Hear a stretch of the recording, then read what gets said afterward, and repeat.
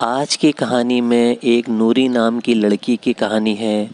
नूरी बहुत ही साहसी लड़की थी और उसने एक दिन देखा, जब वह सुबह उठी तो उसके घर के चारों तरफ बर्फ़ फैली हुई थी। आसमान से बर्फ़ गिर भी रही थी और वह बर्फ़ में खेलने के उद्देश्य से आगे की तरफ बढ़ी। तो जैसे ही वह आगे की तरफ गई तो उसने देखा कि बर्फ़ एक जगह से ऊपर को उठ रही थी, ज़मीन में गिरी हुई। उसने सोचा शायद उसके नीचे कोई पक्षी हो और वह आगे बढ़ी। उसने डंडे से उस बर्फ़ को हटाया। उसने देखा कि वहाँ पर एक पक्षी घायल अवस्था में नीचे पड़ा हुआ था और उसने उस पक्षी को उठाया और घर में ले आई।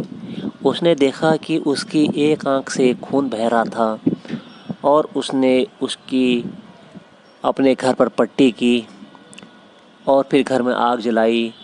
तो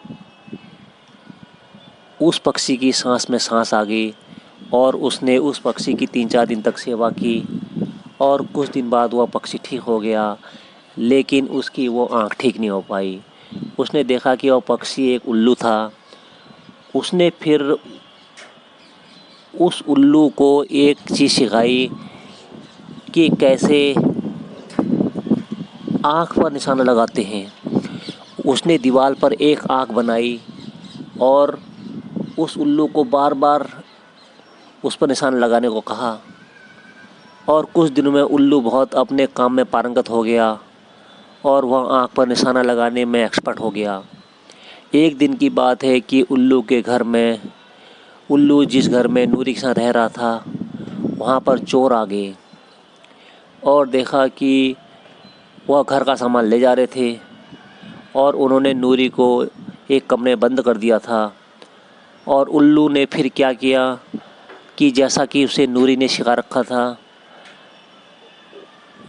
उसने चोरों की आँख पर निशाना लगाया और उसने एक एक करके सारे चोरों को घायल कर दिया और नूरी को भी उसने कमरे से बाहर निकाला और चोर उल्लू के हमले से घायल होकर, परेशान होकर वह भाग गए। इस तरह नूरी की समझदारी से और उल्लू की वजह से नूरी के घर की चोरी रुक गई। तो हमें इस कहानी से यह शिक्षा मिलती है कि हमें किसी की भी सेवा का फल मिलता है और हमें हमेशा दूसरे की सेवा ज़रूर करनी चाहिए।